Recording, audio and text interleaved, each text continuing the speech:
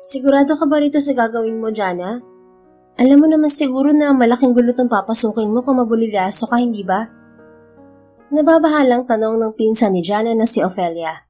Kasalukuyan siyang nakaupo kaharap ang vanity mirror sa kanyang silid at ito naman ay nakatayo sa likuran niya. Siguradong sigurado na ako, Ophelia. Ang dami ko nang ginawa para lang dito. At isa pa, wala na akong trabahong babalikan pa, kaya wala nang atrasan to. Oo nga naman, talagang wala ka nang babalikan na trabaho sa hotel na pinagtatrabahuhan mo dahil sa kabaliwan mong to. Akala ko ay trip-trip mo lang na mag-a-apply ka sa Camello Automotive Company na yan dahil ultimate goal mo sa kasalukuyang CEO na si Rowan Camello. Nag-resign ka pa sa trabaho mo at ngayon gusto mong ayusan kita para maging ikaw si Jerry. Nahihibang ka na talaga, Jana. Napangiwi siya nang tuktukan siya sa kanyang ulo ni Ophelia ng hawak nitong suklay. Alam mo naman na resume ni Kuya Jerry kang pinasok ko sa Camello Automotive dahil male secretary nga ang hinahanap ni Rowan, di ba? Alangan namang sumulpot ako sa kumpanya bukas para sa interview na ganito ang itsura ko. Siyempre kailangan ko ng tulong mo. I-transform mo ko bilang si Kuya Jerry. Alam kong kayang-kaya mo naman yun dahil bukod sa kambal kami, mahusay kang hair and makeup artist. Kaya sisiw na lang sa'yo na ayusan ako. Mahabang paliwanag at pambobola pa niya sa pinsang napapailing na lamang. Talagang kahit sino naman ay mapapailing sa kabaliwang pinasok niya. 3 araw na kasi ang nakararaan nang malaman ni Jana na naghahanap ng bagong sekretaryo ang dating modelo at Formula 1 racer na si Rowan Camello na ngayon nakaupo na bilang CEO ng Camello Automotive. Madali lang sana para sa kanya na mag-apply roon, kundi lang lalaki ang hinahanap nito. Pero kahit na ganoon ay wala pa rin nakapigil sa kanya. Sa halip ay gumawa siya ng resume ng kakambal niyang si Jerry na kasalukuyang nasa Korea ngayon at nagtatrabaho bilang factory supervisor at walang kamali-malay na mapapanggap siya bilang ito. Ophelia, sige na naman. Tulungan mo na ako. Ikaw lang ang makakatulong sa akin sa puntong to. Gusto ko lang talagang makalapit kay Rowan at makakuha ng pictures kasama siya. Alam mo naman na pangarap namin ni Papa nang nabubuhay pa siya na makapagpapicture sa kanya, di ba? Ito na lang ang naisip kong paraan para magawa yun dahil mailap na si Rowan sa publiko ngayon. Mahabang pangungumbinsi niya rito. Pareho kasi silang fan ng Papa niya ng car racing sports noong nabubuhay pa ito. May talyer ang Papa nila kaya bata pa lang ay nahilig na silang dalawa ng kakambal niya sa mga sasakyan. At ang Papa niya rin ang nagpakilala ng car racing sa kanya kung saan niya unang nakita at hinangaan si Rowan na pinakabatang car racer noon. Sa kasamaang palad ay wala na ang Papa nila halos 6 na taon na nakalilipas.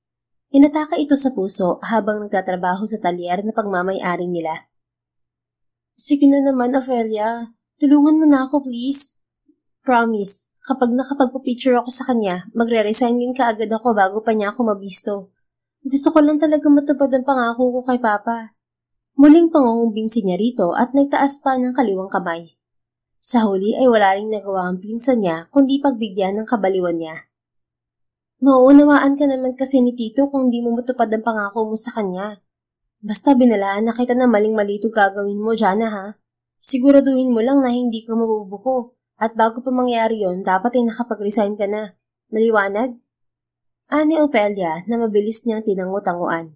Sila lang kasing magpinsan ng magkasama ngayon sa Manila, kaya silang dalawa lang din ang magbabantayan sa isa't isa. Oo, promise, Ophelia. Hindi ko rin naman ilalagay ang sarili ko sa kalanganin lalo na si Kuya Jeric na madadamay dito ng bongga. Ay nako, kapag nalaman talaga ito ni Jeric, sigurado akong uuwi yun para lang bugbugin ka. Hay, ewan ko ba naman kasi sa kabaliwan mo? Sige na, magsisimula na ako. Sigurado ka ba na gugupitan talaga kita? Tanong nito. Natahimik siya sandali at natulala sa refleksyon niya sa salamin. Wala rin naman akong choice, diba? Kailangan kong isakripisyo ang buhok ko para dito. Tutubo rin naman to Anya, pero deep inside ay nalulungkot siya nagugupitan ng itim at tuwid na tuwid niyang buhok. Sige na, Ophelia, ready na ako. Gupitan mo na ako. Ito na nga, walang sisihan, okay? Nakapikit na lamang siya habang ginugupitan siya nito. Halos maluha-luha siya bawat buhok na bumabagsak sa katawan niya. Pero wala naman siyang choice. Gusto talaga niyang tuparin ang pangako sa ama kahit wala na ito sa mundo. Inabot sila ng halos 1 oras para sa pag-aayos sa kanya. Pasado 12:00 na ng hating gabi nang matapos siya nitong gupitan at ayusan para mas maging kamukha niya ang kakambal niya. Ayan, tapos na. Grabe, kamukhang kamukha ka na nga ni Jeric, Jana. Kundi ko lang alam na ikaw yan ay mapagkakamalan kitang kakambal mo. Ani Ophelia na namamangharit sa kinalabasan ng pag-aayos nito sa kanya. Maging siya ay natulala rin ng ilang segundo sa harap ng salamin. Pinaling-paling pa niya ang mukha niya para tingnan ang itsura niya ngayon na hindi may pagkakailang mukhang-mukha na ng kakambal niya. Maging ang nunal sa ilalim ng labi nito ay hindi rin nakaligtaan ni Ophelia na lagyan. Oo nga, Ophelia. Kinikilabutan ako. Para akong nasa katawan ni Kuya Jeric ngayon. Kamukhang kamukha ko siya. Ang pogi ko. Bulalas niya hawak ang mukha niyang malayo na sa nakasanayan niya. Gaga, talagang magkamukha kayo. Kambal kaya kayo. At saka mali ka sa sinabi mo parang nasa katawan ka niya ngayon. Tingnan mo kaya ang sarili mo. Saan ka nakakita ng mukhang lalaki tapos may suso? Anito at dinutdut pa ng suklay ang dibdib niya. Napayakap tuloy siya roon at napayuko. Oo nga pala, isa pa to sa problema ko. Sabi niya, hindi lang patukoy sa dibdib niya, kundi pati sa balingkinitan niyang katawan. Talagang malayong malayo yun sa katawan ng kakambal niya na malaki at matangkad. Hindi lang yan, Jana. Pati kaya ang boses mo ay problema mo rin. Sa bagay na yan, magagawan ko naman ng paraan. Palagi ko kayang ginagaya ang boses ni Kuya Jeric. Kaboses ko na siya, hindi ba? Sagot niya na ginaya pa ang boses ng kakambal. Pwede na. Medyo malapit na sa boses niya pero malambot pa rin. Dagdagan mo pa ng konting lalim at tigas pa ang boses mo para mas lumaki.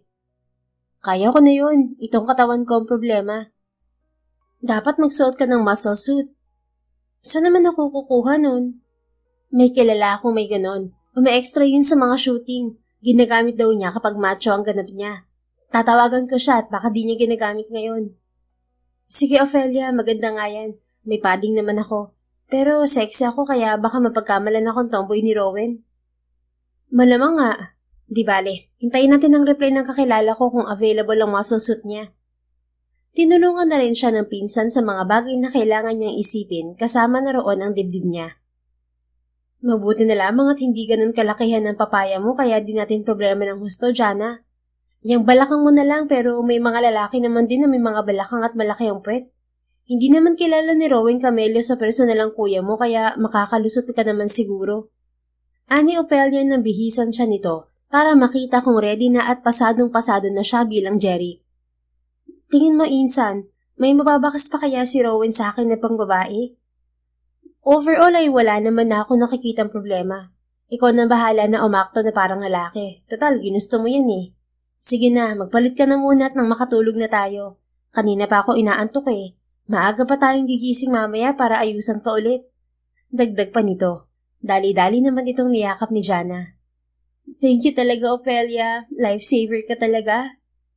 Sos, tigilan mo nga ako, Jana. Bahala ka riyan sa kabaliwan mo Kay ayos-ayos ng buhay, ginagawang komplikado. Sige na, good night na. Matutulog na ako.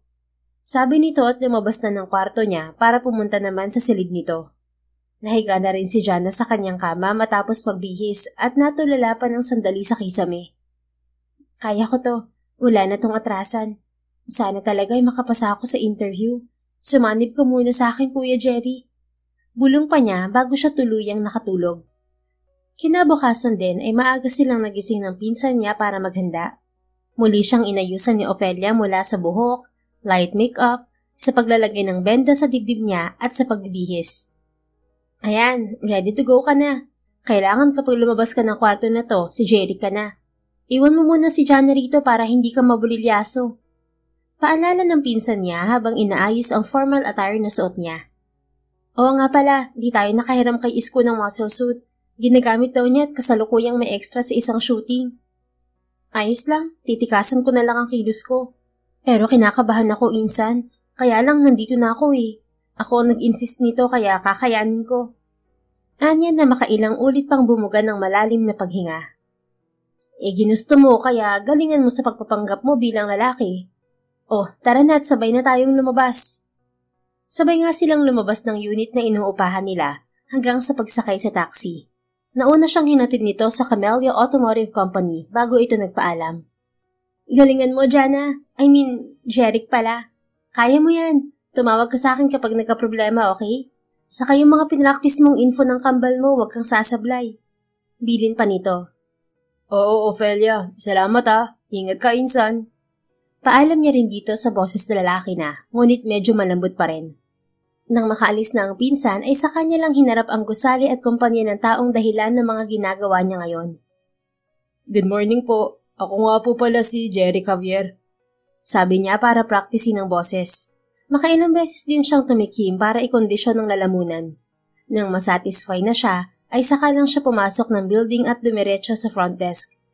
Good morning po. I have a scheduled interview po for executive secretarial position. Imporma niya sa front desk officer na agad umasikaso sa kanya.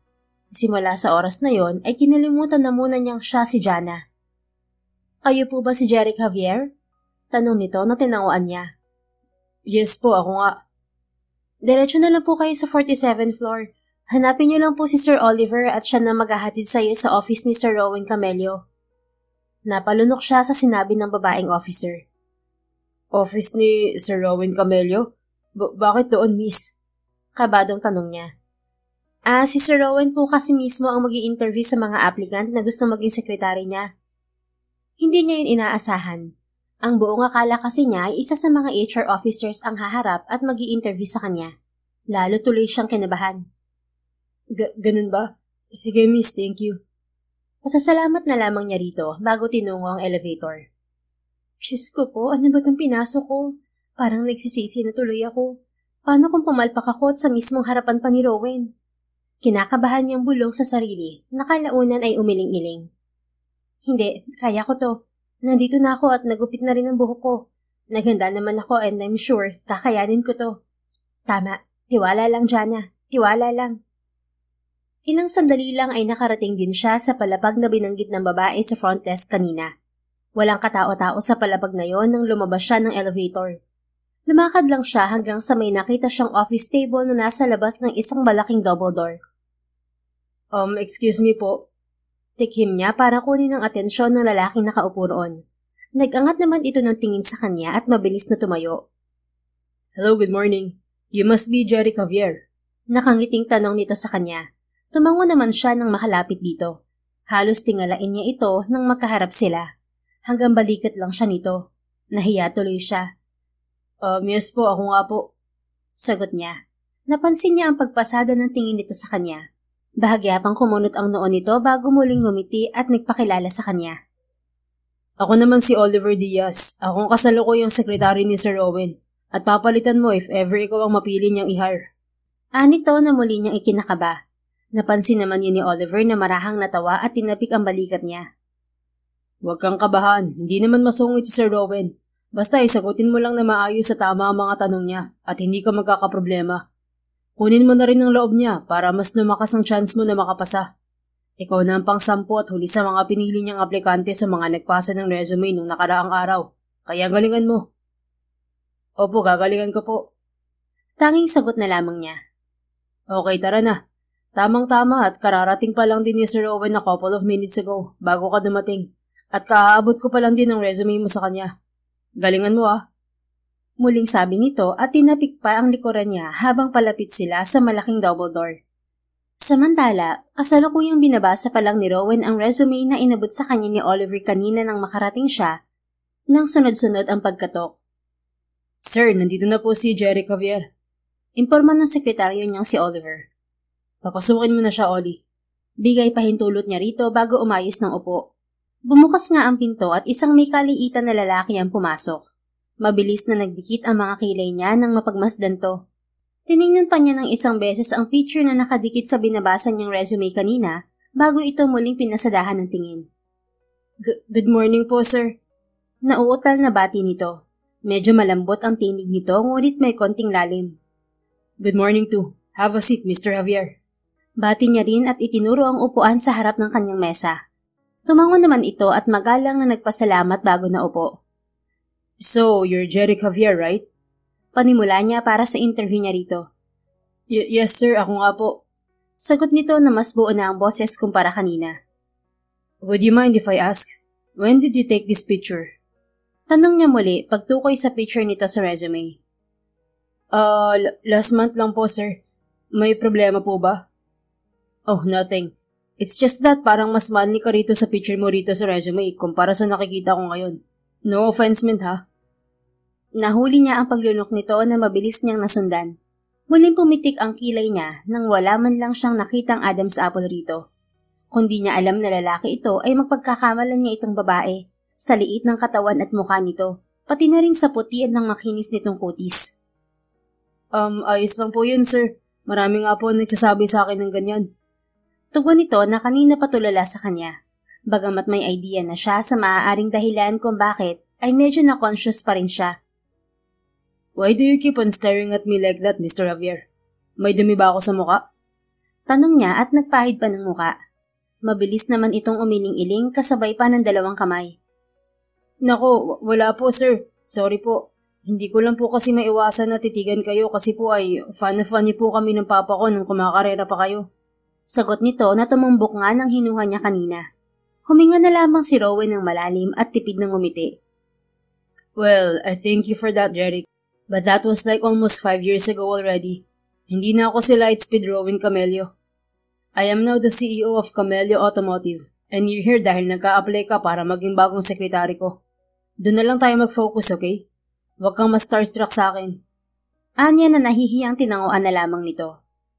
So, Jeric, you're 26 years old from General Santos and an information technology graduate. Anya at sinara na ang resume nito. Nabasa na naman niya ang ilan na gusto niyang makita kanina. I see that you have graduated with excellent performance and may ilang job experiences na rin, pero wala pa rin ng pagiging executive secretary. Mabilis itong umayos sa pagkakaupo nito at humarap sa kanya. Wala pa nga po akong experience sa secretarial job, sir, pero mabilis po akong matuto. Hindi na rin po ako mangangapa sa computer work since gamay na gamay ko na po ito bilang IT graduate. So magiging mabilis na lang po para sa akin na matutuhan kagad ng trabaho. Isa pa ay may ideas na rin naman po ako sa trabahong pinapasok ko bago pa ako nag-apply rito. Mabilis na paliwanag nito. Titig na titig lamang siya rito habang nagsasalita ito. Ewan ba niya pero parang may napapansin siya rito na hindi niya maipaliwanag. You have a point about sa mga computer work since part nga to ng trabaho ng isang executive secretary. Pero mas plus sana kung may past experiences na sa pagiging secretary. Anya at sumandal sa kanyang swivel chair. Tinitigan niya ito ng ilang segundo na halatang kinakabahan na. To tell you honestly, 2 sa 10 na interview ko na noong mga nakaraang araw ay may mga past experience na sa field na to. And hiring one of them will surely lessen the task for Oliver na turuan pa sila ng mga kailangang malaman sa trabaho bago siya umalis. But to give chance sa inyong natitira pa na pinili ko na umabot sa interview, hindi pa ako nagbigay ng decision sa kanila. So tell me, Jeric, why should I hire you? Anong meron ka na sa tingin mo wala ang mga nauna sa'yo? Natigilan ito at napayuko. Tumagal ng ilang segundo na wala siyang narinig na anumang tugon mula rito, kaya lihim na lamang siyang napailing. Akmang susulatan na niya ng failed ang resume nito nang magsalita ito. Alam ko po na may mga bagay pa akong hindi alam sa field na to, sir, na alam na ng ibang aplikante. Wala naman po akong ibang mai-offer sa inyo kundi ang dedication at passion na ilalaan ko para sa trabahong to, kung sakaling ako ang kukunin nyo.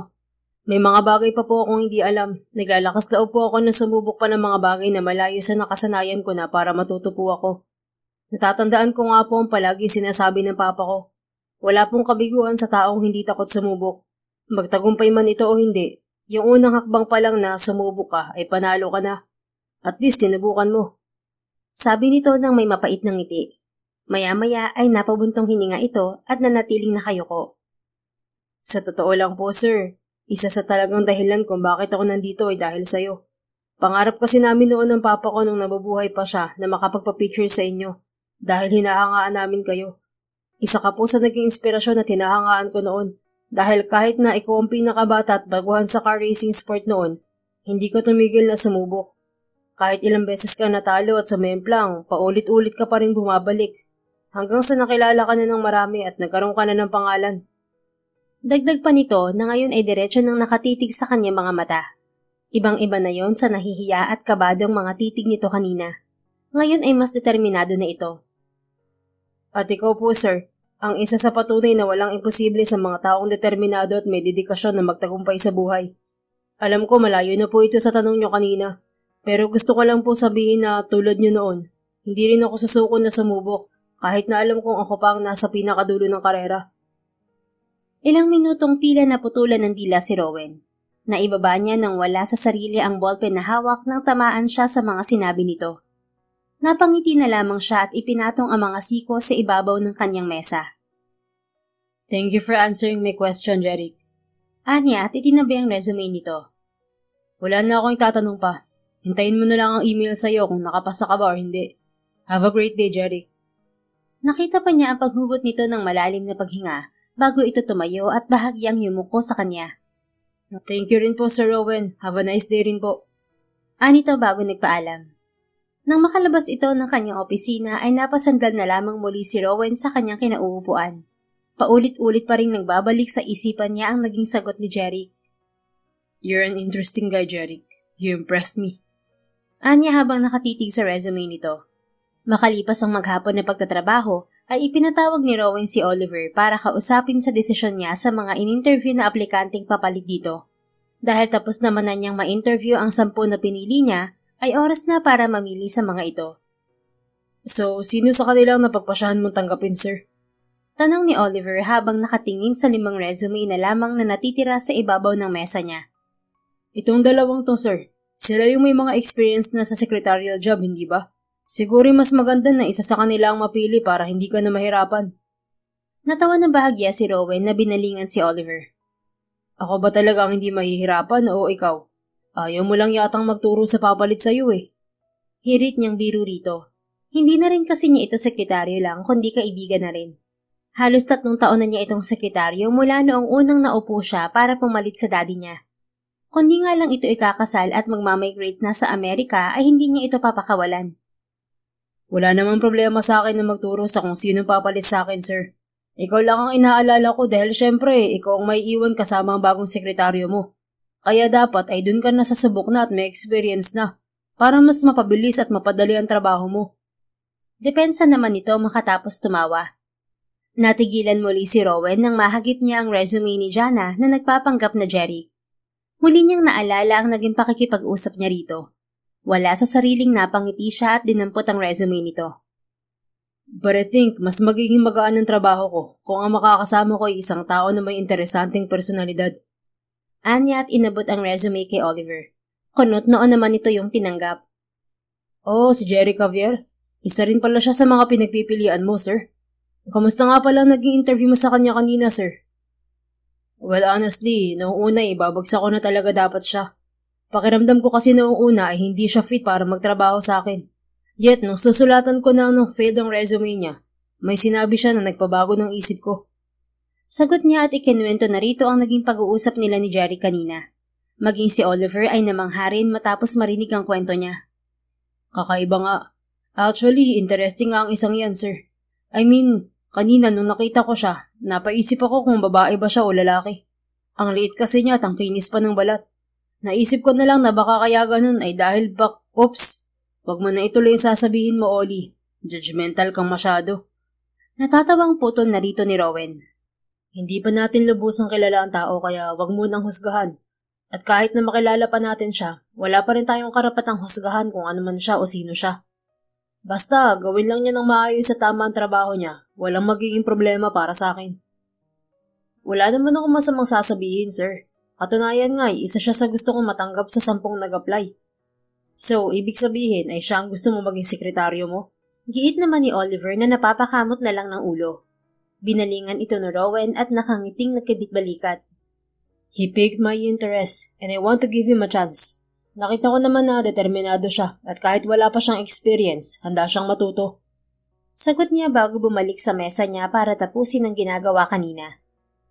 Huwag ka nang mag-email sa kanya. Instead ay tawagan mo na lang at sabihin mo na bumalik dito sa Monday para simulan ng pagtuturo sa kanya.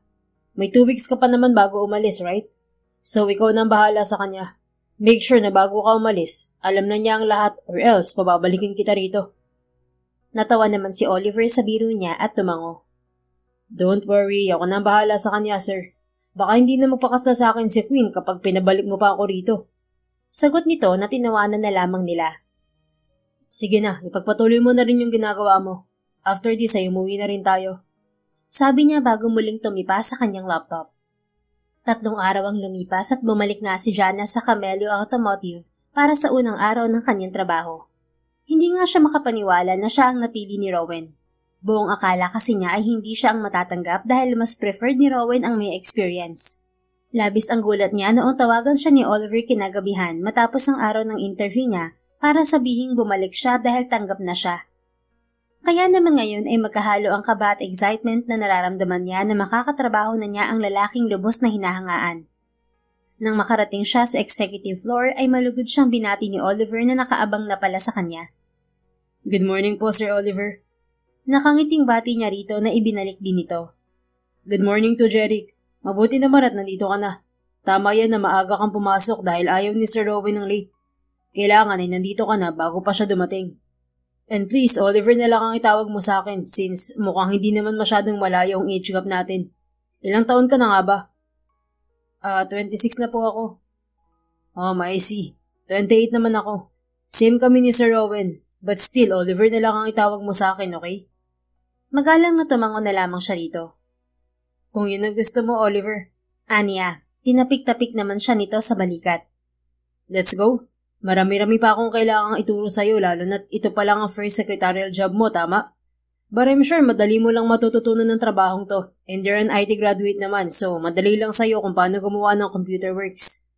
Mahabang sabi nito habang hinahatid siya sa magiging table na niya mula ngayon. Lihim naman siyang napalunok at napangiwi sa sinabi nito. Ang kakambal niyang si Jeric lang naman talaga ang IT graduate at siya naman ay hospitality management ang tinapos. Gayunpaman, sigurado naman siya sa sarili niya na kaya niya ang trabaho. Kahit papaano naman ay may maliit na pagkakahawig din sa dating trabaho niya sa hotel bilang front desk officer ang magiging trabaho niya ngayon. Itinuro nga kaagad ni Oliver kay Jana ang mga bagay na kailangan niyang malaman sa trabaho, kabilang na ang mga gusto at hindi gusto ni Rowan. Lahat ay maigi niyang pinakikinggan at minsan ay nagtitake down notes pa siya. Kay Oliver niya rin nalaman na kaya pala ayaw ng female secretary ni Rowan ay dahil sa nangyari sa daddy nito. Ayaw niya kasing mangyari sa kanya yung nangyari sa daddy niya noon. Kwento pa ni Oliver.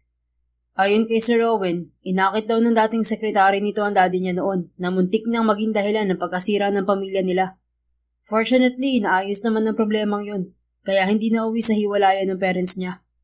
Paliwanag nito. Hindi niya yun inaasahan dahil nga pribado ang buhay ng mga kamelyo sa publiko, kahit pa isa ang mga ito sa mga mayayamang pamilya sa bansa. Ganun ba? Mabuti naman at nagkaayos din ng mga magulang niya. Tama rin ang naging desisyon niya. Kaysa nga mangyari rin sa kanya ang nangyari sa dad niya, ay siya na ang umiwas. May girlfriend na ba siya? Muli niyang tanong na hindi na nasagot ni Oliver nang dumating na ang pinag-uusapan nila. Good morning, sir. Agarang bati ni Oliver kay Rowan. Dali-dali naman siyang tumayo at bumati rin dito. Good morning, Sir Rowan. Tumingin to sa kanya at ngumiti ng bahagya. Muli na namang naramdaman ni Jana ang mga paru-paro sa sikmura niya na nagliparan. Pigil na pigil niya ang kiligin sa matamis na ngiti ng boss niya. Good morning din sa'yo. Bati rin ito at bumaling sa kanya. Nice to see you again, Jeric. I see na mukhang nagpapaturo ka na agad kay Oliver. That's good. Salamat po, sir. Sabi ko naman po sa inyo handa po akong matuto. At hindi niyo po pagsisisihan ng pagpili niyo sa akin. Anya sa mandi pa ring boses. And that's the reason why I chose you. I know it'll be practical to have someone na may experience na sa trabahong to. But what you answered to me reminded me na lahat naman talaga ay nagsisimula sa isang bagay na hindi pa natin alam. Just like me when I started racing and taking over the company. Sagot nito nang hindi inaalis ang ngiti sa labi. Hindi ko naman alam kung paano sa simula ang lahat ng yun. Tulad din ni Oliver nung nagsisimula siya. You showed me your courage and determination kahit na alam mong mas may ahead na sayo. Hindi ka katulad nila na ibinida mga kalakasan nila dahil ang ginawa mo ay pinakilala mo sa akin kung sino ka. At pinaalala mo sa akin na minsan din ako naging tulad mo na sumubok sa umpisa. And that's why you're here. You deserve this job, Jeric. Hindi malaman ni Jana kung maiiyak ba siya o kikiligin sa mahabang papuri ni Rowan kung bakit siya nito tinanggap. Natutuwa siya na natouch pala ito sa mga sinagot niya noong in-interview siya nito na iniyakan pa niya dahil akala niya ay palpak. Thank you po, sir. I promise po na hindi ko po kayo bibiguin, sir. Tanging nasabi na lamang niya rito. Muntik pa siyang makapagsalita sa babaeng boses. Buti na lang, naalala niyang si Jeric nga pala siya. I'm looking forward to working with you, Jeric. Paano? Magtrabaho na tayo? Sabi nito na magalang nilang tinanguan. Nang makapasok na ito ng opisina nito ay kinalabit siya ni Oliver. Nox, magandang bungad sa unang trabaho mo mga papuri ni Sir Rowan ah. Tara na sa pantry, tuturuan kita kung paano gumawa ng kape niya. Anito. Tinungo nga nilang dalawa ang pantry na exclusive lang para kay Rowan at sa sekretary nito. Doon ay tinuruan siya ni Oliver ng gustong timpla ng kape ni Rowan na mabilis niyang nakuha. Good job, Jeric. Fast learner ka nga talaga. Nakuha mo agad ang timpla. Sige na, ikaw na pumasok sa loob ng opisina niya at mag-abot sa kanya ng kape niya. I-remind mo na rin sa kanya ang schedule niya para sa maghapon. Sabi nito. Humugod si Jana ng malalim na paghinga at tumango na lamang. Inabot sa kanya ni Oliver ang isang tray na may tasa ng kape at ang tablet na naglalaman ng schedule ni Rowan. Itinuro na yun sa kanya ni Oliver, kaya't alam na niya ang gagawin. Si Oliver nang kumutok sa pinto nito at nagbukas nang marinig nila ang pahintulot mula kay Rowan. Nang makapasok siya ay nakita niya itong may binabasa ng documents. Sir, coffee niyo po. Anya na umagaw sa atensyon nito. Napatitig ito muli sa kanya at napangiti. Thanks, Jeric. Pasasalamat nito bago tinanggap ang kape. Sumimsim ito roon at napatango-tango pagguwan. You made this one? Yes po, sir. Mapait po ba masyado? Papalitan ko na lang po. No, actually, tama nga lang eh. Kuhang-kuha sa gusto kong timpla. Thank you, Jeric. Fast learner ka nga. Papuri nito na ikinakilig niya. Tinago lang niya yun sa pigil na pigil ng ngiti. Thank you rin po sa pagtitiwala, sir. Anya at binuklat ang tablet na hawak at inisa-isa ang schedule nito para sa buong araw. Salamat, Jeric. Pwede ka nang bumalik sa table mo. Tatawagin na lang kita kung kailangan kita. Sabi nito. Tumango naman siya at magalang na lumabas ng opisina nito. Nang makalabas siya ay daig pa niya ang nanalo sa loto. Sobrang saya niya at hindi niya ito maitago. Hindi na rin naman pala talaga masama na magpanggap kahit sandali. Gagalingin ko sa trabahong to para matuwa siya sa akin. Mahina niyang sabi sa natural niyang boses. Isang buwan nang mabilis na lumipas na ang lahat ay parang kahapon lamang kay Jana. Hassle man sa kanya ang araw-araw na pag-aayos para magmukhang lalaki, pero worth it naman dahil araw-araw niyang nasisilayan ang mukha ni Rowan.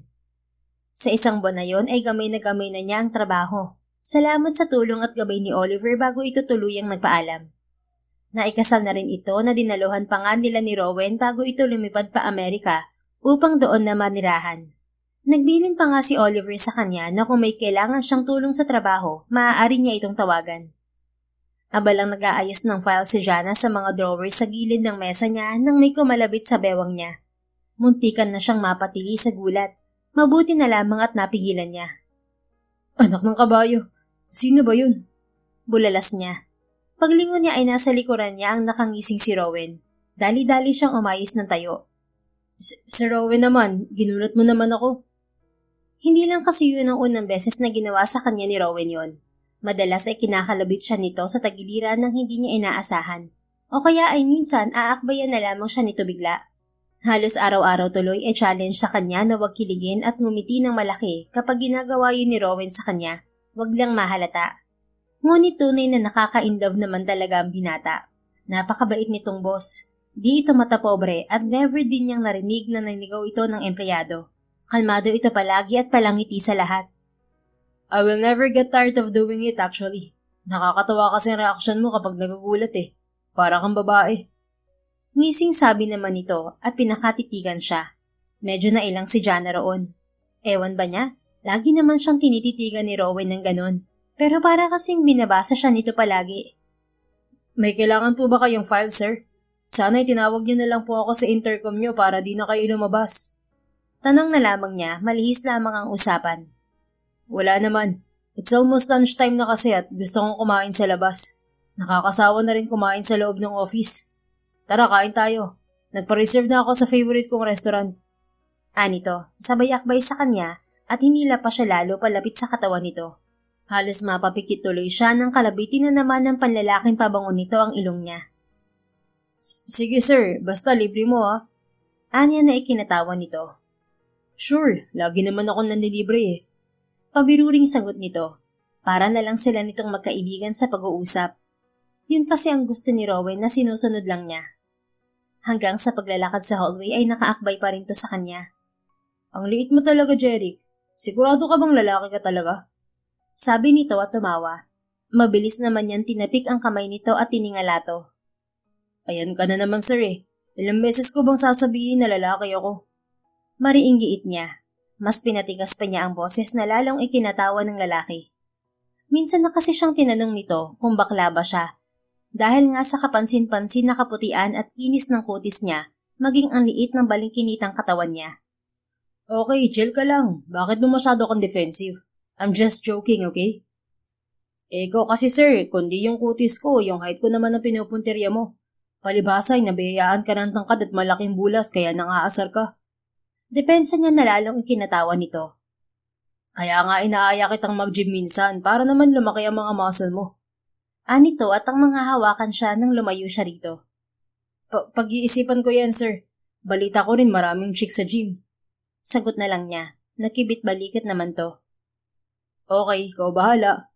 May mga chicks nga dun, pero mas malalaki pa sa iyong katawan. Tara na nga, nagugutom na ako.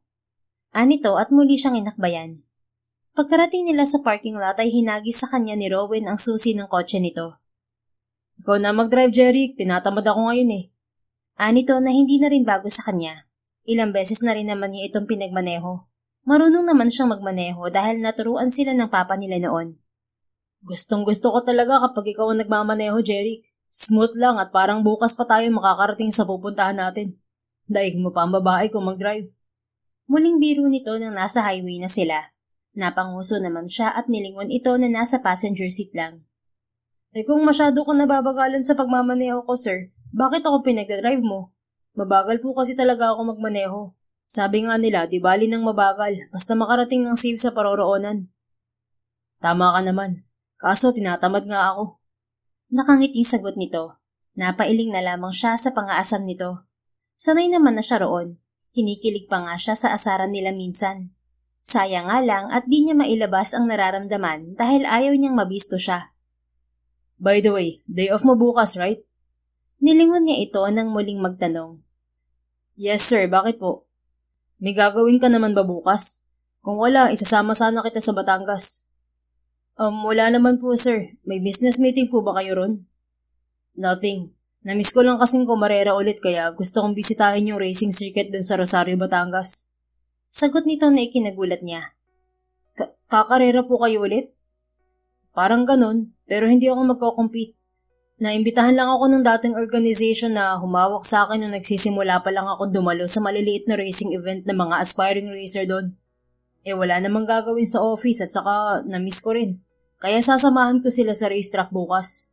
Pampaboost lang ng loob ng mga racers na magko-compete. Sagot nito bago lumingon sa kanya.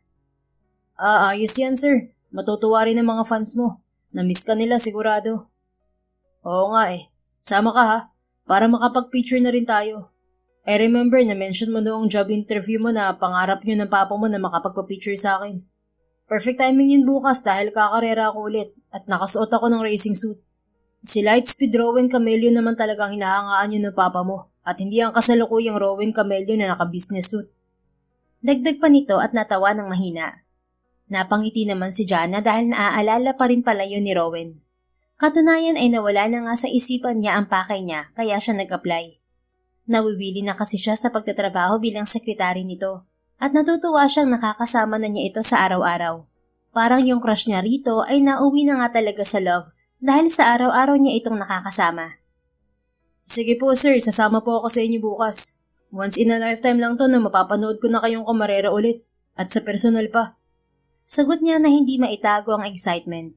Natawa naman ito at nagbiro pa. Kalma, lumalabas na naman ang pagiging fanboy mo. Biro nito. Natapos ang buong maghapon na hindi na nawala sa isipan ni Jana ang magaganap bukas. Pag-uwi pa nga lang niya sa apartment nila ay naikwento na niya ito kaagad kay Ophelia. Oh, edi mas maganda. Siya na mismo nag-offer na magpa-picture kayo. Di ba nahihirapan kang humanap ng tiyempo? Ayan na, pagkakataon mo na yan. Tapos after nyan, magpaalam ka na. Bumalik ka na sa realidad, insan. sabi nito habang sila'y naghahapunan. Natigilan siya sa pagkain at natahimik na agad na napansin ng pinsan niya. Oh, bakit natahimik ka? Hoy, Jana, huwag mo sabihin na wala ka ng balak umalis dyan.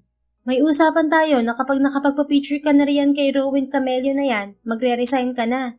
Kaya kita tinutulungan sa araw-araw na ayusan ka dahil nangako ka. Tapos ngayon nagdadalawang isip ka na. Abah, gaga ka.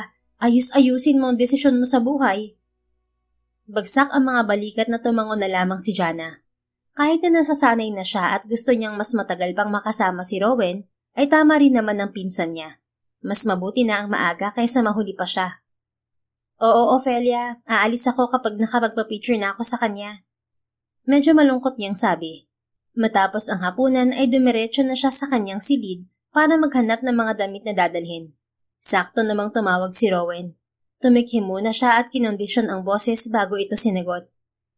Hello sir, napatawag po kayo. Sagot niya sa tawag nito. Nothing. I'm just checking kung ready ka na ba para bukas. Ito na nga po sir, naghahanda na ako ng dadalhin para bukas. Good. Make sure na magdala ka ng ekstrang pandamit ha. Doon na tayo magpapalipas ng gabi. May pool din sa resort na tutuluyan natin doon. Baka maisipan mong maligo. Ganun po ba? Sige po sir, noted. Good. O siya, ibababa ko na tong tawag. Magpahinga ka na, Jeric. Sunduin na lang kita sa apartment niyo mamaya, okay? Napatanga siya sa sinabi nito. Po? Susunduin mo ako, sir? Hindi niyo naman po alam kung saan ako nakatira. Trust me, alam ko na kung saan. Nakalagay naman sa resume mo ang current address mo eh. Sige na, ibababa ko na to. Inaantok na rin ako eh. Good night, Jeric. I'll see you tomorrow. Hindi na siya pinagsalita pa nito at tinapos na ang tawag. Natulala naman siyang sandali bago pabagsak na humiga sa kanyang kama. Kailangan pala mas maaga ako magising para makapaghanda agad bago siya dumating. Anya, tinapos muna niya ang pag-iimpake ng mga dadalhin bago natulog. Nagising din siya bandang 4:00 ng umaga sa malalakas na katok ng pinsan niya. Jana, bumangon ka na riyan. Nandiyan na si Rowan sa baba. Anito dahilan para magising ang diwa niya. Ha? Anong oras na ba? Natataranta niyang tanong at dali-daling bumangon sa kama. 4:00 na. Lumabas ako kanina para bumili ng pandesal tapos may tumigil na sasakyan sa harap ng apartment. Pagtingin ko si Rowan Camello pala ang sakay at tinatanong ka. Sabi ko gigisingin kita. Kwento nito. Bakit ba kasi di ko tinanong kung anong oras niya ako susunduin? Patay na. Hindi pa ako nag-aayos. Baka mahalata niya ako. Bulalas niya bago tinakbo ang banyo ng silid. Huwag ka nang maligo. Maghilamos ka na lang at mag-toothbrush. Nakakahiya naman paghintayin mo yung tao sa labas. Isa pa'y aayusan pa kita. Baka abutin na tayo ng 6:00 dito. Hindi na nga naligo si Jana at sinunod na lamang ang sinabi ng pinsan. Matapos maghilamos ay nagmadali na siyang nagbihis at inayusan ng pinsan. Buti na lang at naglinis ka ng katawan bago matulog kagabi. Ayos na yun, wala ka namang putok sa kilikili. Birong anito habang tinutulungan siyang mag-ayos. Sakto naman na tumawag na si Rowan na agad niya ring sinagot. Hello sir? Ano na, where are you? Kaya ba today, Jeric? Anito sa kabilang linya na may himig ng pagbibiro. Nasa loob lang ito ng sasakyan, naghihintay sa kanya. Sandali lang po sir, pababa na po ako. Nag-aayos lang po. Pasensya na, tinanghali ako nagising. Hindi niyo po kasi sinabi ang oras ng alis natin. Okay lang, ano pa bang inaayos mo? Huwag ka nang mag-ayos, magbabiyahe lang naman tayo. Doon mo na sa resort ayusin kung anong aayusin mo. Ako nga, di naligo eh. Nagkatiginan sila ng pinsan sa narinig. Pareho naman pala kayong walang ligo. Ayos na yan. Pabirong bulong ng pinsan niya. Tara na, bumaba ka na rito. Pupuntahan na kita riyan. Ano bang apartment number nyo? Bantana ni Rowan sa kabilang linya. Wag na sir. Ito na talaga ako. Pababa na po. Sige na po sir, ibababa ko na to. Pagbaba ng tawag ay dinampot na niya ang bag na inimpake kanina. Simpleng jacket at shorts na lamang ang sinuot niya, pero hindi niya nakaligtaan na balutan ang dibdib niya. Ayos na yan, Jana. Jerry ka na ulit. Oversized naman yung suot mo kaya di halatang babae. Sige na, baba na. Ay, sandali. Dalhin mo na to. Ayan, para may kainin ka sa biyahe. Sabi ng pinsan at inabot ang paper bag na may lamang pandesal. Salamat, Ophelia. Sige na, una na ako. Dali-dali siyang lumabas ng apartment nila at halos takbuhin na ang hagdan pababa. Paglabas niya ay isang puting van ang nakita niya. Bumukas ang pinto nito at nakita niya roon si Rowan na tulad niya ay jacket at shorts lang din ang suot. Wow, nice! Same outfit ha? Ngising po na nito. Napangiti lang siya palapit dito. Good morning po sir. Sorry po naghintay kayo ng matagal. Napasarap po ang tulog ko eh. Bati niya rito pagkasakay ng van. May driver ito kaya pareho silang nasa likuran. Ayos lang, nakaligtaan ko rin namang sabihin kung anong oras kita susunduin. Anito sabay tingin sa kabuuan niya. Medyo nailang si Jana nang tumagal ang tingin nito sa hita niya. Pasimple niyang tinakpan yun ng bag niya at ipinakita ang bitbit na paper bag ng pandesal. Gusto niyo po sir? Alok niya rito. What's that? Pandesal po, hindi na ako nakapag-almusal kaya dinala ko na lang to. Kumakain po ba kayo ng ganito? Yes, of course. Ano naman nakala mo sa akin, hindi ko makain ng ganyang pagkain?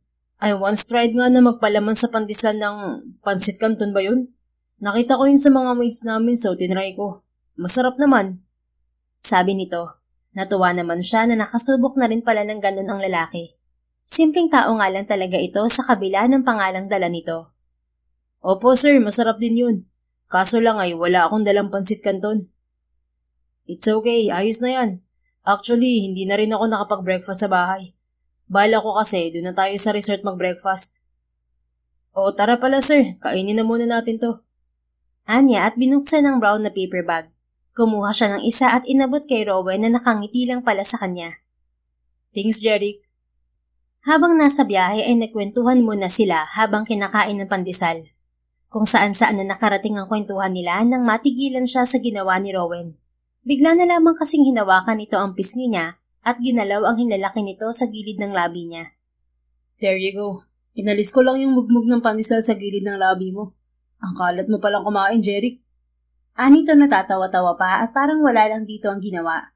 Hindi nito alam na parang sasabog na ang dibdib ni Jana sa bilis ng kabog ng puso niya sa ginawa nito. Hey, natunga ka na riyan. Big deal ba sa'yo yung ginawa ko kanina? Gusto mo bumawi ka? Ngingisi-ngisi nitong sabi. Natauhan naman siya at umiling. Hindi po, sir. Nagulat lang ako. Kaya ko naman alisin yun, sir. Anya at pinahid-pahid pa ang gilid ng labi. No worries, wala lang naman yun. Sabi lang nito at nagpatuloy sa pagkain. Matapos ang ninunguyan nito ay naglinis muna ito ng kamay bago sumandal sa kinauupuan. Kung gusto mong matulog ka pa. Malayo-layo pa naman tayo. Anito na nagsusuot na ng earphones.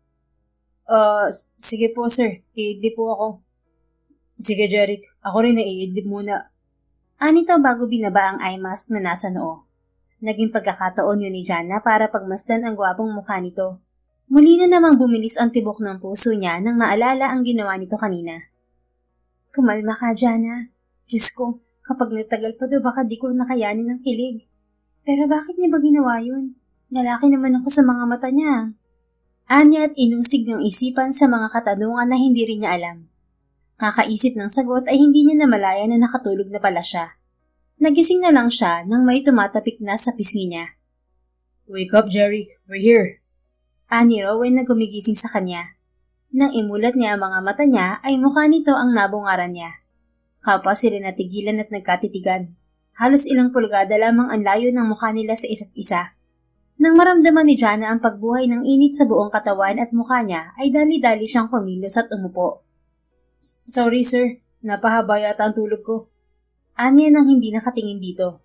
Pinunasan niya ang gilid ng labi, baka may tumulo pang laway. It's okay, kararating lang din naman natin. Let's go. Ibinaba na ni Cesar ang mga gamit natin. Anito at nauna nang bumaba. Huminga muna siya ng malalim bago ito sinundan.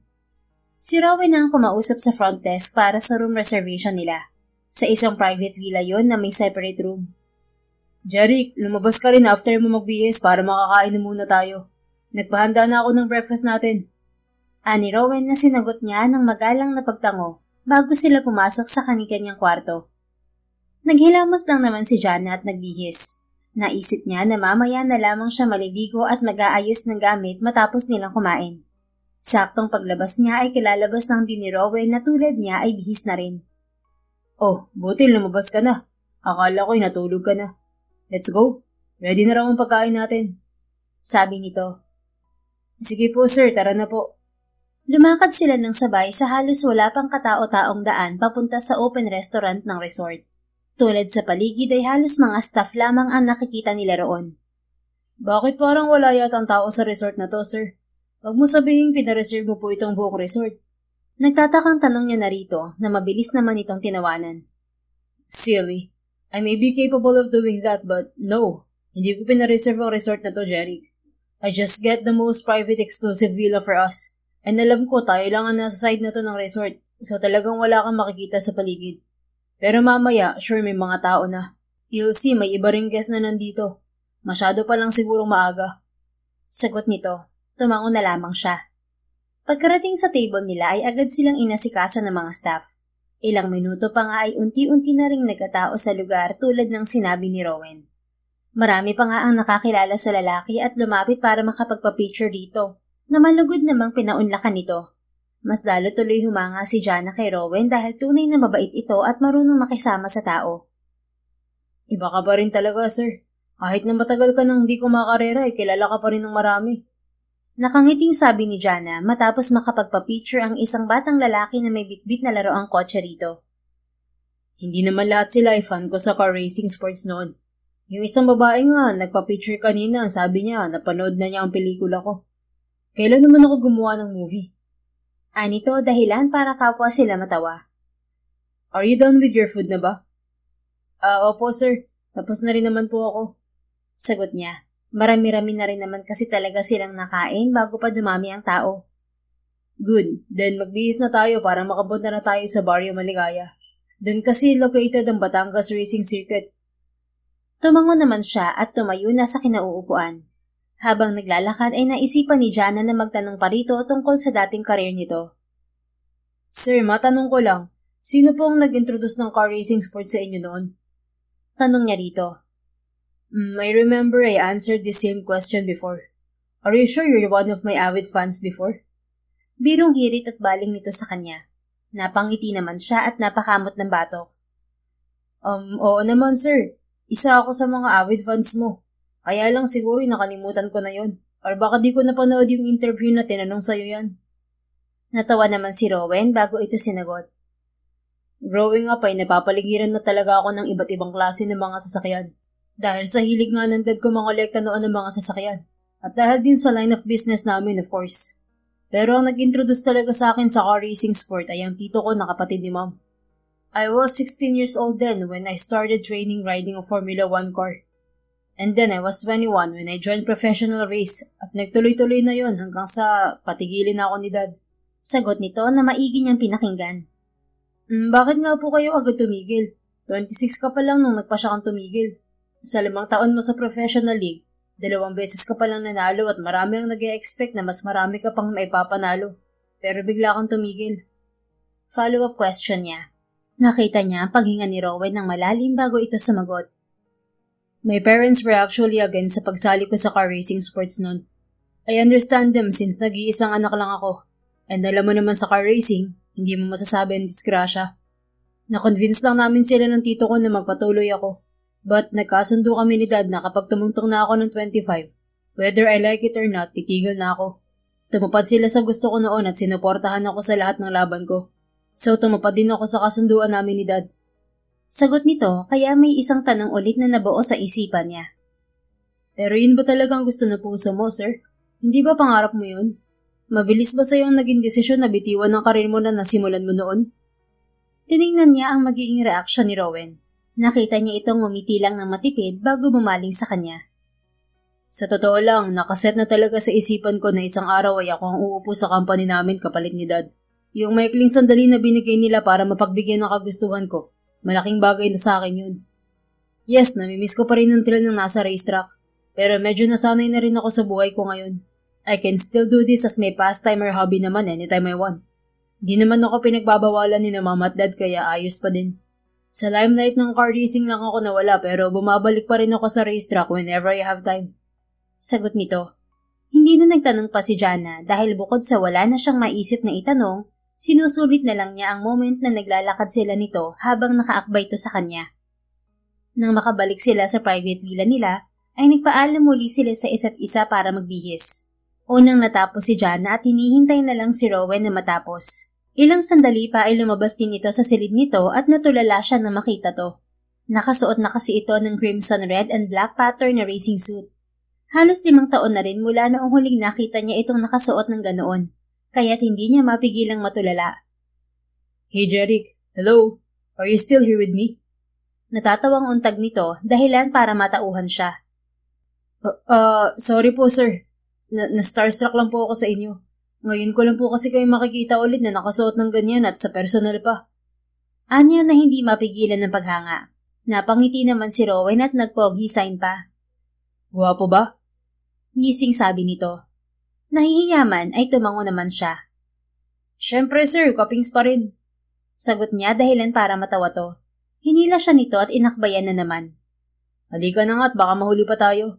Doon na lang tayo sa racing circuit mag-picture taking mamaya after ko magmaneho, okay? Anito, natinugon na lang niya ng pagtango. Sakay ng van ay binebay nila ang daan mula sa resort na tinutuluyan nila papunta sa Barrio Maligaya kung nasaan ang racing circuit. Sa likuran at exclusive way sila dinaan para iwas sa mga taong naroon para manood. Jeric, okay lang ba na maiwan ka muna rito?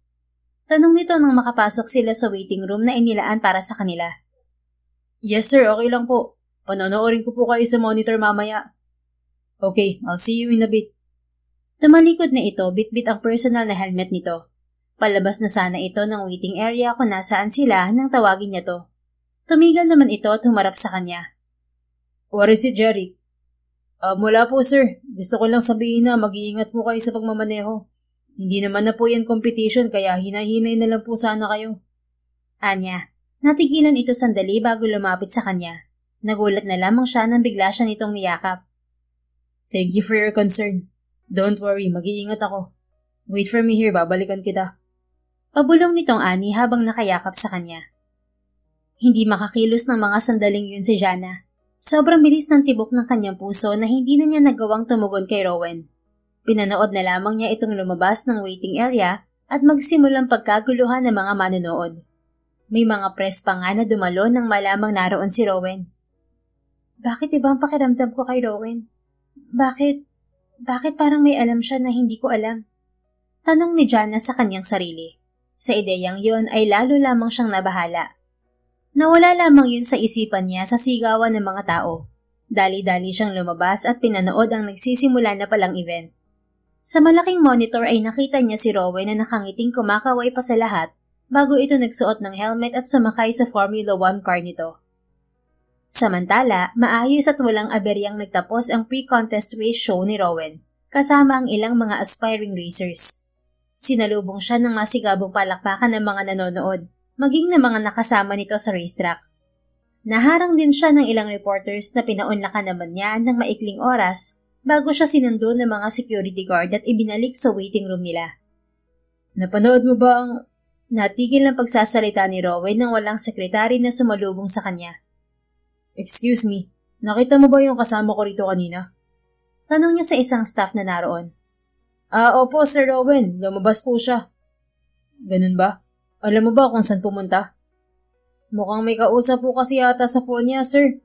Baka po humanap ng tahimik na lugar. Sa likod siguro ng complex, sir. Mas tahimik kasi ron. Tumango naman siya rito at nagpasalamat. Ipinasa niya ang hawak niyang helmet sa isang staff doon bago dali-daling lumabas para hanapin si Jana. Hindi naman siya nahirapan at natagalan na hanapin to. Nakita niya rin itong nasa isang sulok at mukhang may kausap nga sa cellphone ito. Nakatalikod ito sa kanya. Oo, Kuya Jerry, kinakamusta ko naman si Mama.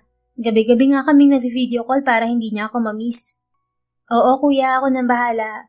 Uuwi rin ako sa Jensen kapag nakakuha ng leave. Rinig niyang sabi nito sa boses nitong babae.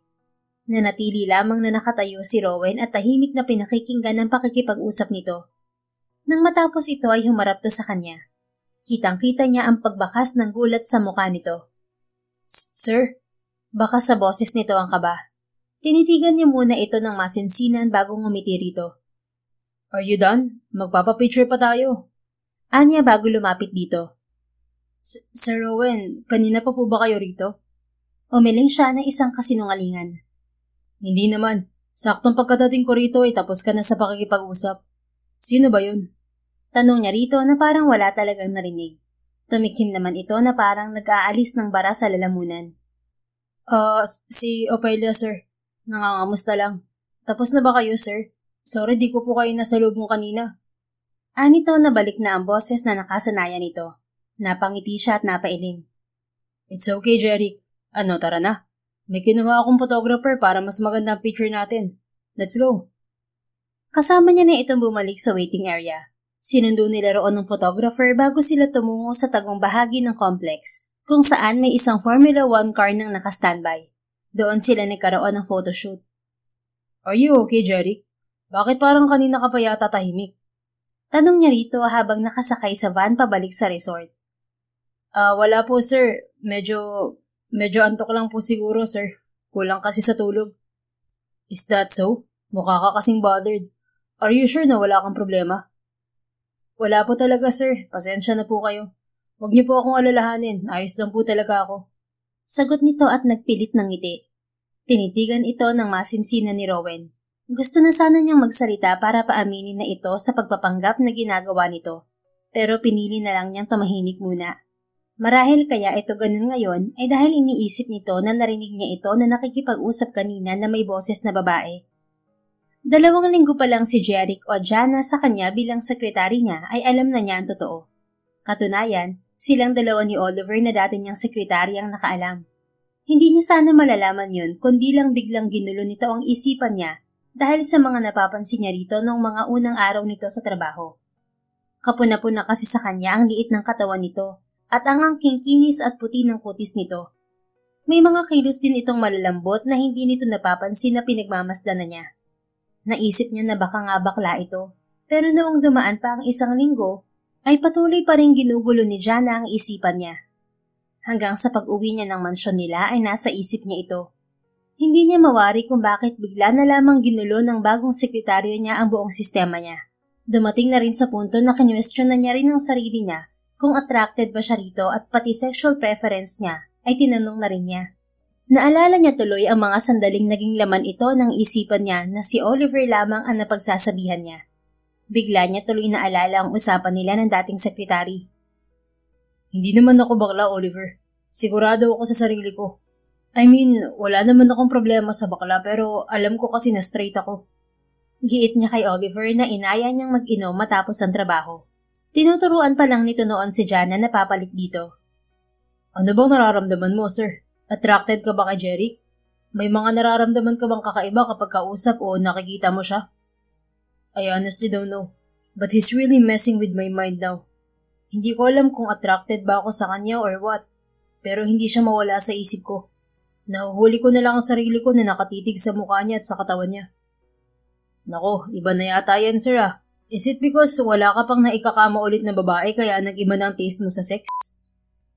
Not that. Hindi sa bagay na yan.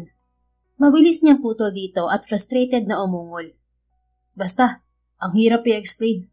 Parang gusto ko pa siyang makilala. Parang there's something that I need to know about him. Bigla akong naging interesado na mas makilala pa siya. At ewan, natutuwa akong pagmasdan siya.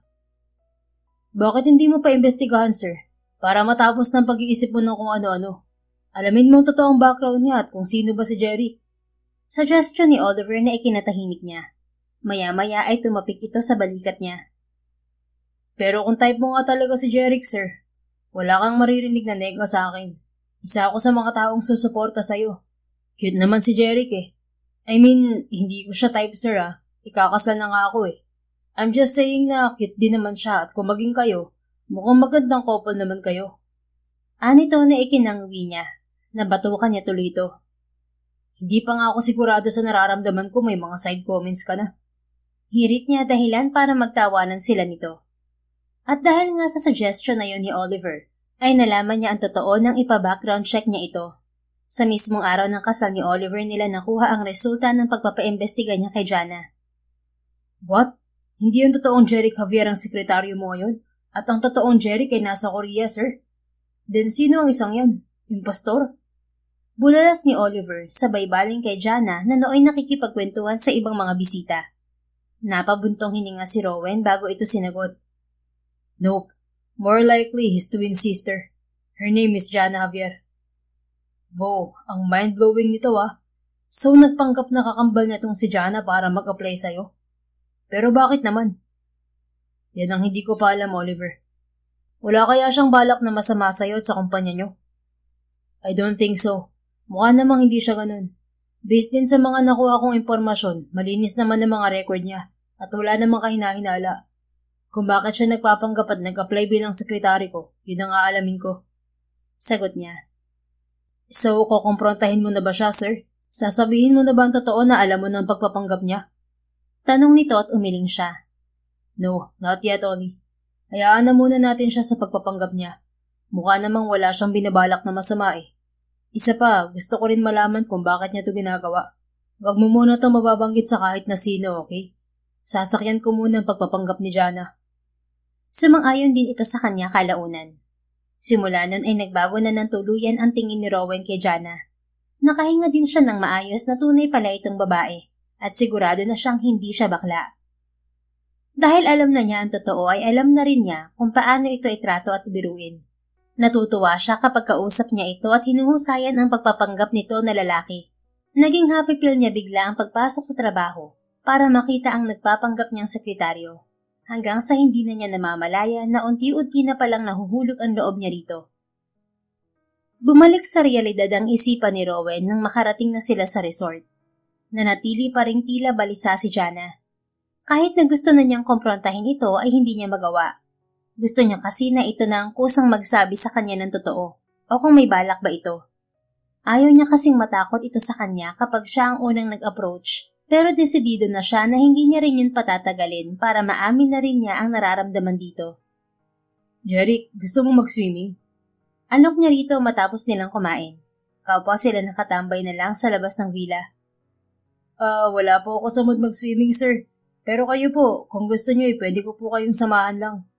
Anito. Tara, may malapit na pool dito sa area natin. Since walang ibang guest na nandito, solo natin ang pool na yun. Anya na sinang-ayunan na lang nito. Bumalik muna sila sa loob ng villa para magpalit ng pandigo. Pagdating sa pool area ay tahimik at tipid na nakangiti lang si Jana habang pinapanood si Rowan na lumalangoy mag-isa sa swimming pool. Nakaupo lang siya sa gilid nito at nakalublob ang mga binti sa tubig. Hanggang ngayon kasi ay nababalisa pa rin siya sa nangyari kanina. Bagamat umaakto na normal si Rowan, malakas ang kutob niya na narinig siya nito kanina habang kausap ang kuya niya.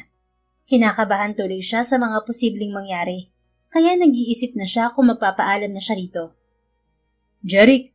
Tawag sa kanya nito na humila sa malalim niyang pag-iisip. Sir, ano po yun? Are you sure you don't wanna join me here? Come on, ang sarap ng tubig oh. Aya nito. Hindi na po sir, kayo na lang po. Lamigin kasi ako lalo na ngayong gabi na. Pagdadahilan niya. Habang pinagmamasdan niya ito, nabuo na sa isipan niya na magpaalam na rito. Kinakabahan na kasi siya kung magpapatuloy pa siya sa pagpapanggap. Isa pa ay nakapagpa-picture naman na siya rito. Sir Owen, gusto ko na po sana na magpaalam. Anya na umagaw ng atensyon nito. Kunot noo itong lumangoy palapit sa kanya. What do you mean, Jeric? Magpapaalam saan? Babalik na sa villa? Sunod-sunod na tanong nito. Umiling siya. Hindi po, sir. Gusto ko po sana magpaalam na sa trabaho. I'm sorry, sir. Narealize ko po pala na hindi ako bagay sa ganitong trabaho. Pasensya na po, pero gusto ko na po sana mag-resign. Nakayuko niyang sabi na hindi bukal sa loob niya. Nakasanayan na kasi niya ang trabaho at mahirap na sa kanya na basta na lamang umalis, lalo na't iwan ang lalaking lubos na hinahangaan. Pero tapos na kasi ang napagkasunduan nila ni Ophelia at nakokonsensya na rin siya sa pagpapanggap. Tumagal ng ilang segundo na wala siyang narinig na sagot kay Rowan. Nang iangat niya ang mukha niya para tingnan ito, ay nakatitig lang ito ng masinsinan sa kanya. Sir Rowan? Kabado niyang tawag dito. Umahon na ito sa pool at kinuha ang towel. Tumayo na rin siya para harapin to. Yun ba talaga ang dahilan? Seryosong tanong nito nung nakatalikod sa kanya. Nabigla siya nang humarap to sa kanya. Yun ba talaga yung dahilan or dahil nakuha mo na ba ang kailangan mo kaya nagpapaalam ka na? Tell me, ano bang totoong dahilan at nag-apply ka bilang sekretary ko, huh? Napalunok siya sa kaba at hindi nakapagsalita. Come on, tell me para maintindihan ko, Jeric. Or should I say, Jana? Nanlaki ang mga mata niya at para bang binuhusan siya ng malamig na tubig nang tawagin nito ang pangalan niya. Nang tingnan niya ay seryoso pa rin ang mukha nitong nakatitig sa kanya. Sir Rowan, stop pretending now, Jana. Putol nito nang gamitin pa rin niya ang boses na nakasanayan na niya. Napayuko siya kasabay ng pagpatak ng mga luha niya. I'm sorry po, Sir Rowan. Patawarin niyo po ako kung niloko ko kayo sa pagpapanggap ko. Nagawa ko lang to dahil gusto kong makakuha ng pictures kasama ka. Dahil pangarap namin yun ng papa ko. Totoo po yun at nangako ako sa kanya na gagawin ko yun. Wala akong ibang intensyon na masama sa inyo. Yung pagpapanggap na lang kasi ang naisip kong paraan para makalapit sa'yo. I'm really sorry, Sir Rowan. Umiiyak at nakayuko niyang sabi. So, yun ang dahilan kung bakit ka nagpapanggap na kakambal mo. To have a photo with me? Tumango-tango ito. Opo, Sir Rowan. Yun lang talaga. Totoo ang mga sinabi ko. I'm really sorry. Tatanggapin ko po ang parusa na dapat sa akin. Kung ipapakulong mo ako at anya at akmang luluhod na nang sumingit si Rowan. Hey, calm down, Jana. Anito na pumigil sa kanya. Hindi mo kailangang lumuhod. I already know na nagpapanggap ka lang. Kung bala kong ipakulong ka rin sa huli, sana'y noon pa kita pinakulong nung nalaman ko na nagpapanggap ka lang. Sabi nito. Natulala siya rito at hindi makapaniwala. Sa halip na magalit to, nakuha pa nitong ngumiti sa kanya at punasan ang mukha niyang basa ng luha. Kailan niyo pa po nalaman, Sir Rowan? Paano? Alam niyang wala siya sa lugar para magtanong ngayon, pero hindi niya rin napigilan. 2 weeks ago, nalaman namin ni Oliver sa mismong araw ng kasal niya ang totoo. After kitang ipa-background check. Sagot nito. Hindi niya inaasahan na matagal na pala nitong alam at maging ni Oliver na nagpapanggap lang siya. Bakit nagpanggap pa po kayo na parang hindi niyo alam? Tanong niya muli na gumulo sa isipan niya. Because I want to know what's the reason behind your pretensions. Sagot nito at napabuntong hininga. Gusto mo ba malaman kung bakit kita pina-background check? Kung bakit nagpanggap din akong hindi pa alam ang totoo? Muli siyang napalunok at tumango. Bakit po, Sir Rowan? Ngumiti naman ito ng matamis sa kanya. Dahil ginulo mo ang utak ko, Jana. Sa unang 2 linggo ka nagtatrabaho sa akin, ginulo mo na ang isipan at sistema ko. Alam mo bang kinwestiyon ko na rin ang sexuality ko? I thought I'm gay dahil nagkakaroon ako ng interes sa'yo. It was Oliver's idea na ipa-background check ka. And when we found out na nagpapanggap ka lang, nakahinga ako ng maluwag. Hindi pala lalaking nagugustuhan ko. Dahil yung Jeric na naging sekretaryo ko, babae palang nagpapanggap na lalaki. Mahabang sagot nito na labis niyang ikinabigla, lalo na nang hawakan nito ang mukha niya. I know mabilis to para sa'yo, Jana. But after kong malaman na babae ka pala talaga, I started to fall for you. I like you, Jana Javier. Napahawak na lang sa dibdib niya si Jana. Tinatanong niya ang sarili kung totoo bang nangyayari ang mga naririnig niya o nananaginip lamang siya. Hindi pa rin siya makapagsalita sa pagkabigla. You don't have to say anything for now, Jana. Sinabi ko lang to sa'yo ngayon dahil ayoko na tong itago at ayoko na rin magpanggap. You see, hindi lang talaga ikaw ang nagpapanggap the whole time. Pati ako nagpapanggap din na walang alam sa pagpapanggap mo dahil gusto kong malaman ang dahilan mo. Anito na hindi bumibitiw sa matamis na pagkakatitig sa kanya. Maya-maya ay kinuha nito ang kamay niya at hinalikan ang likod ng palad niya. We can talk some other time about this whenever you're ready, Jana. For now, magpahinga na muna tayo. Maaga pa tayong babiyahe bukas. Hindi na malaya ni Jana na sumasang-ayon na lang siya sa lahat ng sinasabi nito. Hindi lang ang isipan ni Jana ang nawindang ng gabing yon, kundi pati ang puso at buong katawan niya. Kinabukasan nga ay maaga silang bumiyahe pabalik sa Manila. Hinatid pa siya nito sa apartment nila at sa haba ng biyahe ay halos hindi niya ito matingnan. Jana. Tawag sa kanya nito bago siya makababa ng sasakyan. Hinarap naman niya ito at tinitigan. Ano po yun, Sir Rowan? Tanong niya rito gamit na ang tunay niyang boses na ikinatangi nito. You don't have to come back to the office tomorrow. Bumalik ka lang kapag gusto mo pa. May temporary secretary naman ako na pwedeng sumalo sa trabaho mo for the meantime. Anito na hindi niya alam kung paano sasagutin. Sa puso niya, gusto niya pang bumalik para makasama pa ito. Pero ang isip niya naguguluhan pa. Pakiramdam niya ang awkward na kung babalik pa siya at magpapanggap na lalaki kahit na alam na nito ang totoo. But if you want to come back again, please gusto kong bumalik ka as Jana Javier na. Tama na ang pagpapanggap na kakambal mo. Pahabol pa nito. Tumango na lang siya at umiwas ng tingin dito. Sige po, Sir Rowan. Pag-iisipan ko po. Mauna na po ako. Ingat po kayo sa pag-uwi. Salamat po ulit. Nasabi na lamang niya bago nagpaalam at pumanhik na sa unit nila.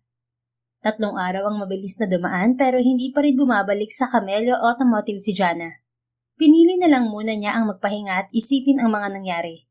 Naikwento na rin niya sa pinsang si Ophelia ang nangyari. Nang unay nagulat din ito at hindi makapaniwala, pero kalaunan ay kinilig din para sa kanya. Nagpagod pa tayo ng 1 buwan kakaayos sa pagpapanggap mo bilang Jerry. Malalaman din pala niya agad. Mabuti na lang at na-inlove sa'yo, kundi baka sa kulungan ka talaga pupulutin, Jana. Hay, pag-ibig nga naman. Minsan talaga hindi mo maintindihan kung paano paiikutin ang buhay ng isang tao.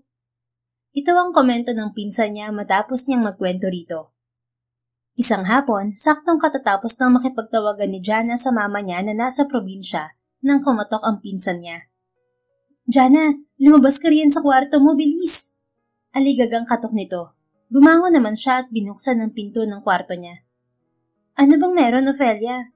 Tanong niya rito, pero natigilan siya nang makita si Rowan na nakaupo sa couch nila. Hello, Jana.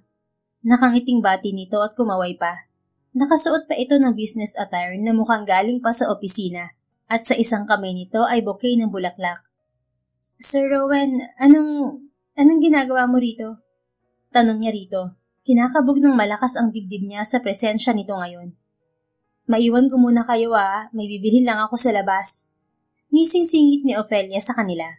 Kumindot pa ito sa kanya bago dali-daling lumabas ng unit nila. Sorry sa pagpunta ko rito nang walang pasabi, Jana.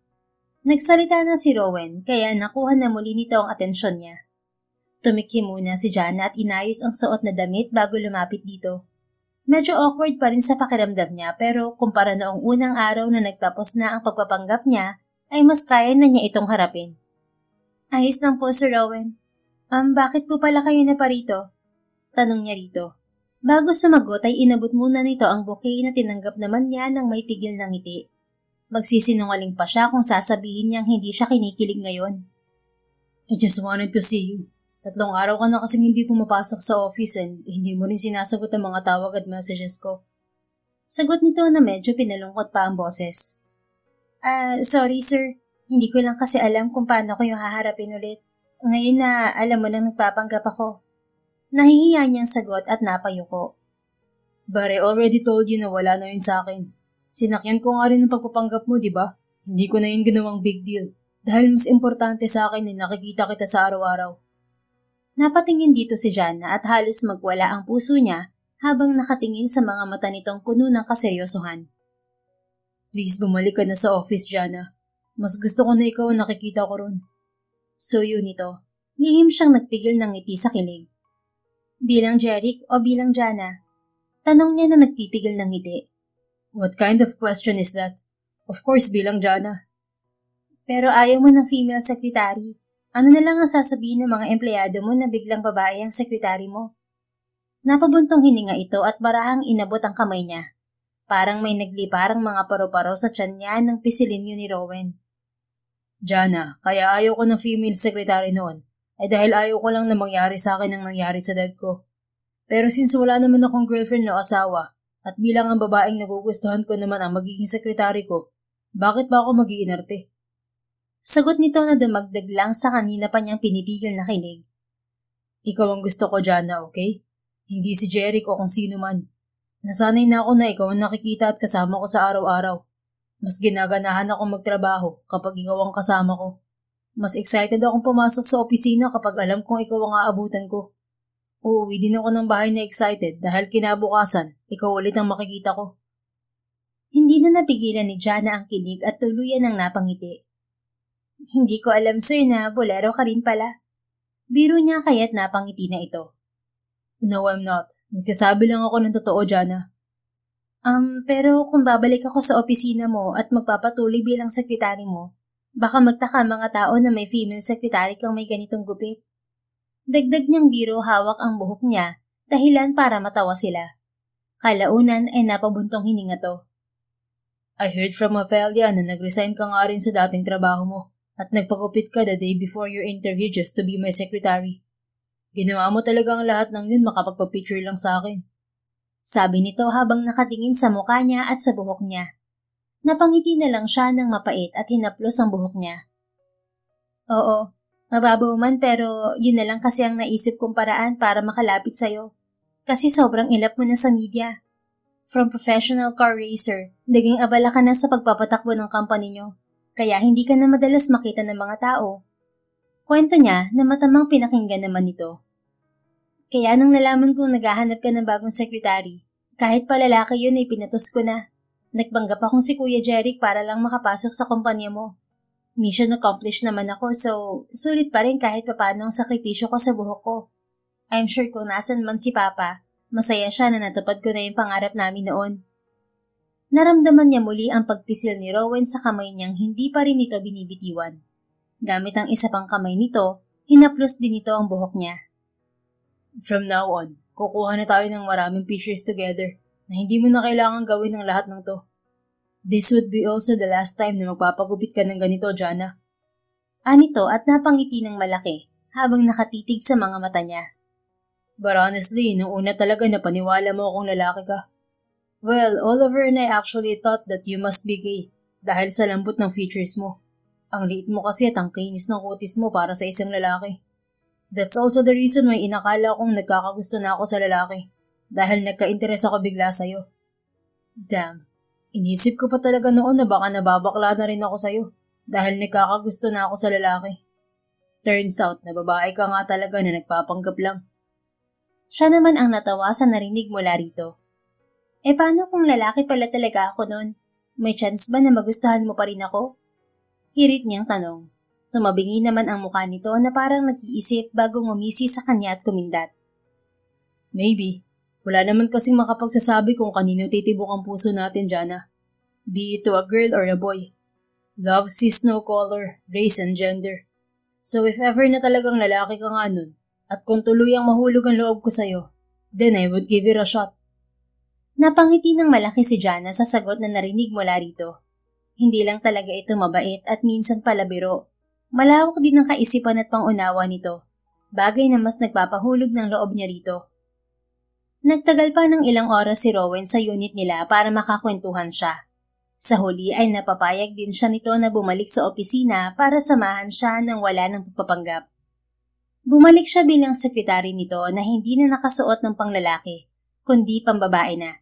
Nagsusuot na lamang siya ng wig habang hinihintay ang paghaba ng buhok niya na inabot din ng halos 5 buwan.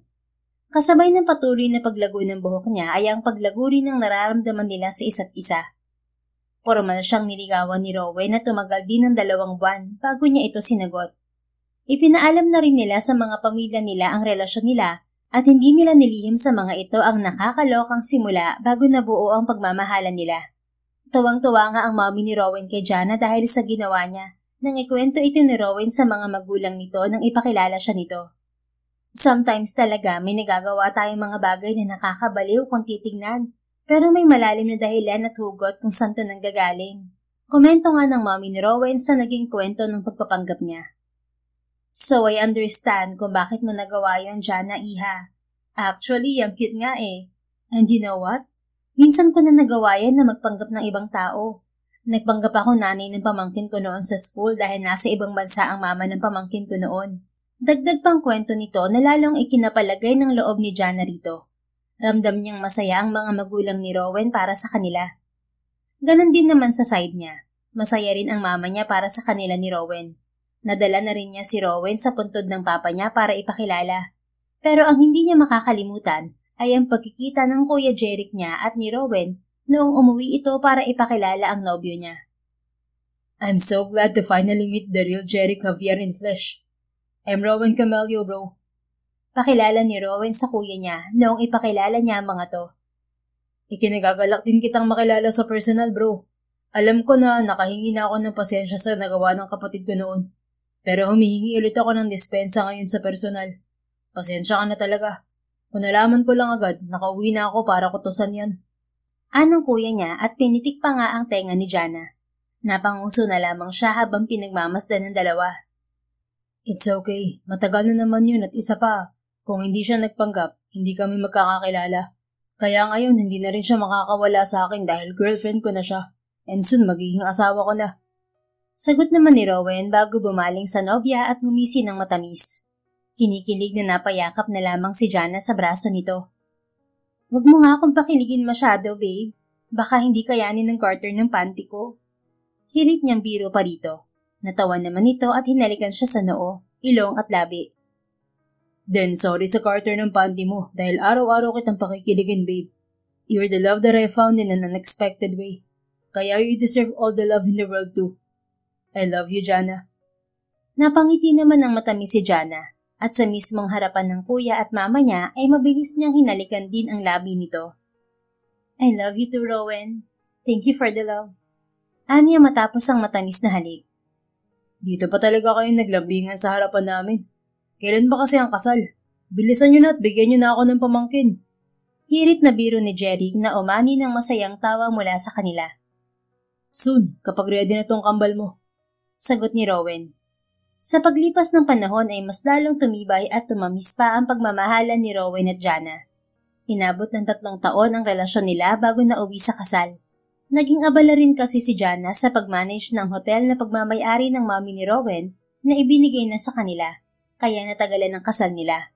At sa sumunod na taon naman ay nasundan pa ng ligaya ang pagmamahalan nila nang biyayaan sila ng anak na lalaki. Para kay Jana, wala nang masasarap at gaganda pa sa buhay na meron siya ngayon, kasama ang lalaking dati hinahangaan lang niya, pero ngayon asawa na niya at ama ng anak nila. Ang kwento ng pagpapanggap ni Jana bilang lalaki maging sekretaryo lamang ng lalaking hinahangaan niya, ang pinaka hindi niya makakalimutan sa buhay, at siguradong makakwento pa niya sa anak nila. Dahil sa kwento na yon, nagsimula ang hindi inaasahang pag-usbong ng pag-iibigan sa kanilang dalawa ni Rowan. Pagmamahalan na puro, totoo, at walang halong pagpapanggap. The end. If you enjoyed this story, please don't forget to like, subscribe, comment, and share. Your support helps us reach more people and spread the love. Thank you for tuning in, and we're looking forward to seeing you again soon. In the meantime, please take care and may God bless you always.